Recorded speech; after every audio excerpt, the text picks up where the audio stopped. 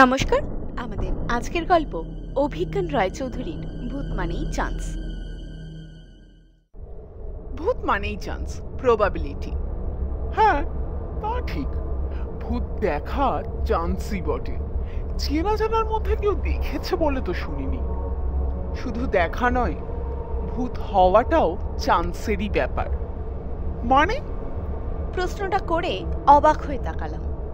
কখন যে উটকো একটা লোক আমাদের আড্ডায় এসে যোগ দিয়েছে তা খেয়ালই করিনি। আর দিব্যি কনফিডেন্সের সঙ্গে ভূত নিয়ে পাণ্ডিত্যও ফলাতে শুরু করেছে। কিংসুকের পাশের চেয়ারে বসে একটা পায়ের ওপর পা তুলে অন্ধকার জানালার দিকে তাকিয়ে লোকটা গম্ভীর স্বরে ফের বলে ওঠে, মানুষ মরে কখন ভূত হয় বলতে পারো? সোমনাথ আমার দিকে নির্দেশ করে বলে উঠল, তুমিই বলো।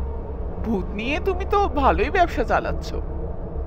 আমি যে মাঝে মাঝে ভূতের গল্প লিখি তারই দিকে ইঙ্গিত। কথাটা খানিকটা ঠিক তো বটেই।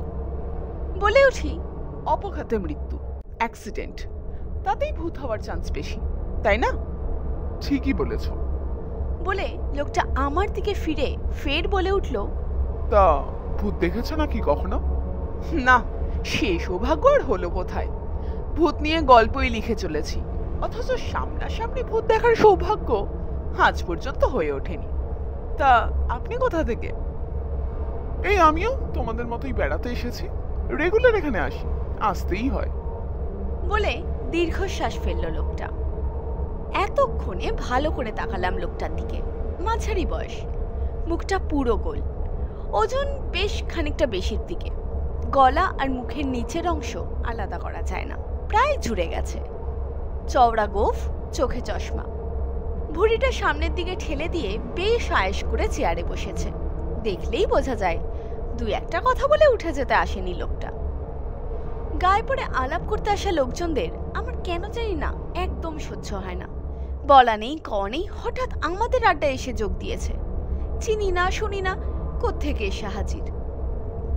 অফিসের 9 জন মিলে গতকাল আমরা উড়িষ্যার কুলডিহা ফরেস্টে এসেছি।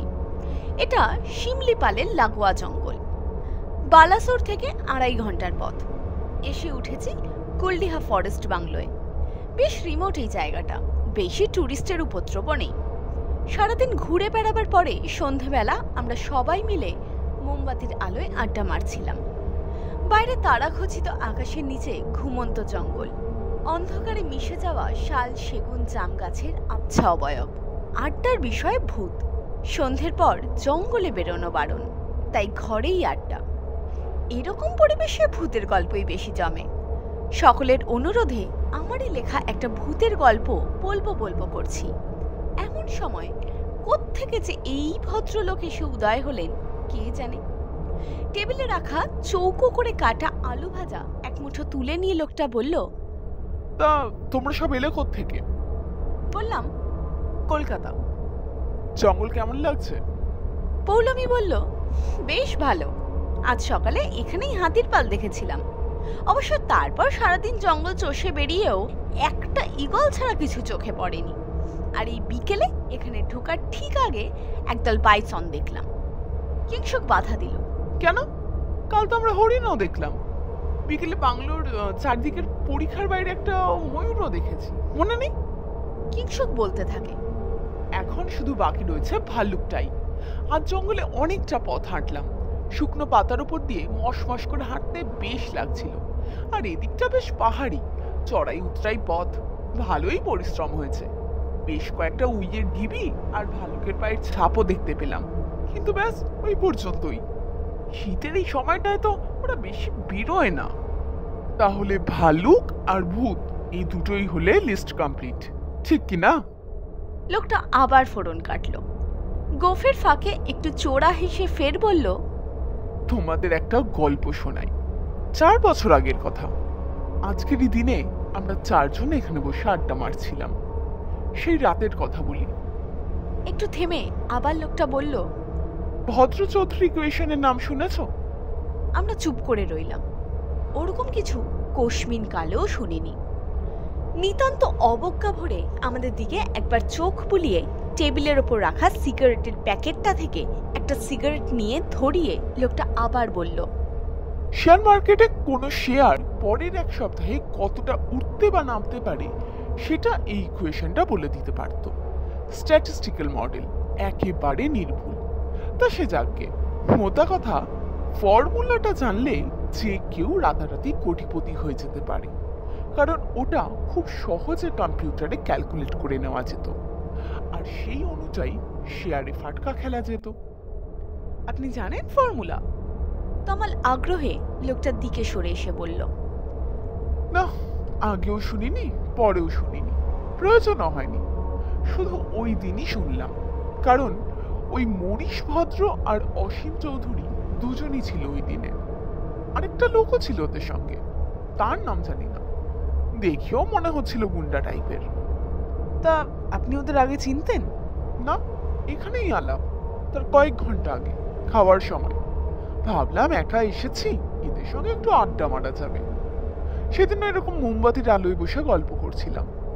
মনীষ আর অসীম নিজেদের মধ্যে শেয়ার মার্কেট নিয়ে আলোচনা করছিল, কিভাবে লাস্ট কয়েক মাসে শুধু ওই ফর্মুলা দিয়ে কোটি কোটি টাকা ওদের লাভ হয়েছে তারই আলোচনা। ওদেরই আবিষ্কার। এমনিতে হয়তো খোলাখুলি এসব বলতো না, কিন্তু পানিও একটু বেশি পড়েছিল পেটে, তারই সুবাদে ওরা বাইরের লোকের সামনেও সব বলে যাচ্ছিল, আর খানিকটা জোর করে হাসছিল মাঝে মধ্যে। আমার মনে হচ্ছিল মুখে মিষ্টি মিষ্টি কথা বললেও মনীষ আর অসীমের সম্পর্ক অতটা ভালো নয়। যত রাত হচ্ছিল পানীয়ের মাত্রার সঙ্গে সঙ্গে ওদের সম্পর্কের আসল দিকটা ফুটে উঠছিল। বুঝলাম ওরা একে অপরকে একদম বিশ্বাস করে না।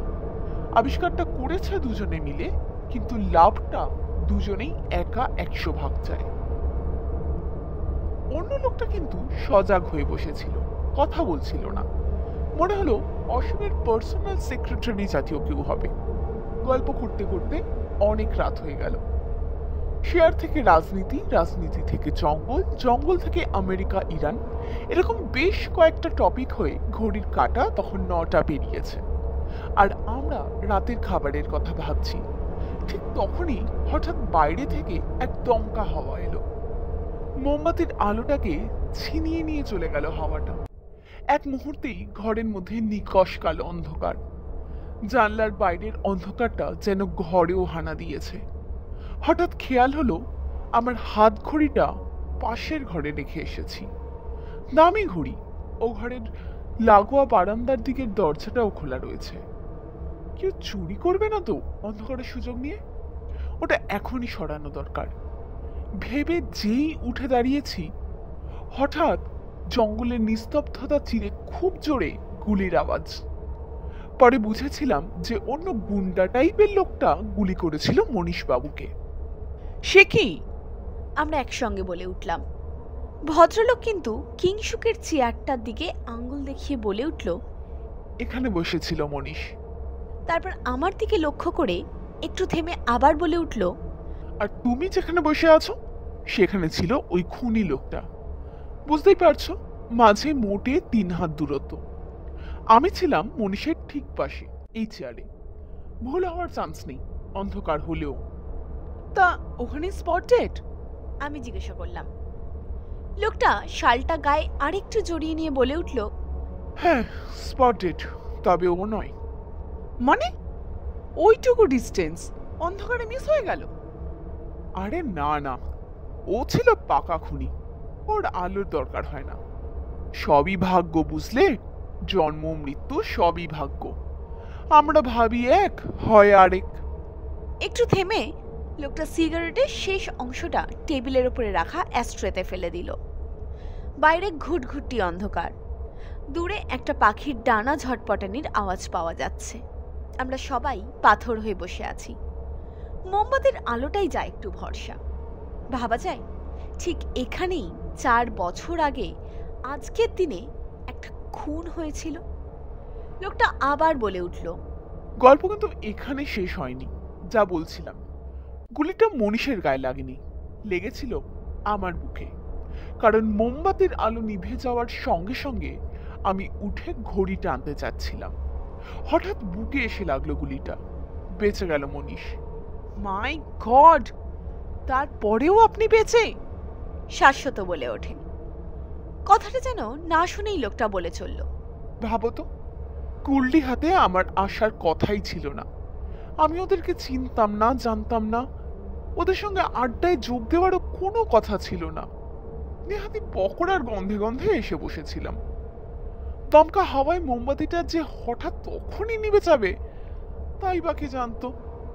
আমারও সেই মুহূর্তে না উঠলেই হতো। ঘড়িটার আর কত দাম? না উঠলে ওই গুলিটা মনীষের গায়েই লাগতো, আমার গায়ে লাগতো না। আরো হয়তো 40 বছর দিব্যি হেসে খেলে কাটিয়ে দিতে পারতাম। পুরোটাই হলো চান্স। এর জন্যই তো বলছিলাম যে ভূত হওয়াটাই চান্সের ব্যাপার। লোকটা একটু থামলো, মুচকি হেসে আমার দিকে তাকালো। আমরা সবাই কাঠ হয়ে বসে আছি। সেদিন তখন রাত কটা বেজেছিল জানো? রাত 9:10। আর এখনো তাই। অট্ট হাসি হেসে লোকটা বলে উঠল, কি মুখ শুকিয়ে গেল? কথা শেষ হতে না হতেই বাইরে থেকে দমকা হাওয়া এলো। মোমবাতির শিখা একবার জোরে কেঁপে উঠে নিভে গেল। আর তখনই কান ফাটানো বন্দুকের আওয়াজ পেলাম। চমকে উঠলাম। লোকটার হাতে একটা রিভলভার, আর তার থেকেই বেরিয়েছে গুলিটা। যা ভয় করছিলাম। লোকটা ভূত না মাথা, নির্ঘাত একটা বড় ক্রিমিনাল। তখন হঠাৎই খেয়াল হলো ঘর তো অন্ধকার, কিন্তু আমি দেখতে পাচ্ছি কি করে? ঘরের মধ্যে স্পষ্ট লালচে আলো ছড়িয়ে পড়েছে। সবার ভয় আতঙ্কে জড়সড় হয়ে যাওয়া চেহারা দেখতে পাচ্ছি। সবাই যে যার জায়গায় আড়ষ্ট হয়ে বসে আছে, একজন বাদে। সে কাত হয়ে চেয়ারে এলিয়ে পড়েছে, বুকের কাছে জামাটায় রক্তের ছোপ। আরে, ওখানে তো আমিই বসেছিলাম, ওটা তো আমি। লোকটা হেসে আমার দিকে তাকিয়ে বলে উঠল, চলো যাওয়া যাক। প্রতি বছর এই দিন এই সময়ে আমি আসি। সেদিনে সেই গুন্ডা লোকটার চেয়ারে যে বসে তার উপর প্রতিশোধ নিই। রাগটা একটু কমে। আজ তুমিই বসেছিলে, তাও আবার দেখো ঠিক 20 মিনিট আগে অন্য চেয়ার ছেড়ে এখানে এসে বসলে। কি ভাগ্য! তা বুঝলে তো, ভূত মানেই চান্স। লোকটা আবার বিশ্রীভাবে হেসে ওঠে। চলো, লোকজনের চিৎকার শুরু হওয়ার আগে নিভৃতে যাওয়া যাক। অত চিৎকার কানে লাগে, তোমারও লাগবে আজ থেকে। লোকটা উঠে দাঁড়ালো, এগিয়ে গেল দরজার দিকে। আমিও ওর পিছু নিলাম। এই ছিল আমাদের আজকের গল্প। যদি আজকের গল্পটি আপনাদের ভালো লাগে তাহলে অবশ্যই ভিডিওটাকে লাইক করুন এবং চ্যানেলটাকে সাবস্ক্রাইব করুন।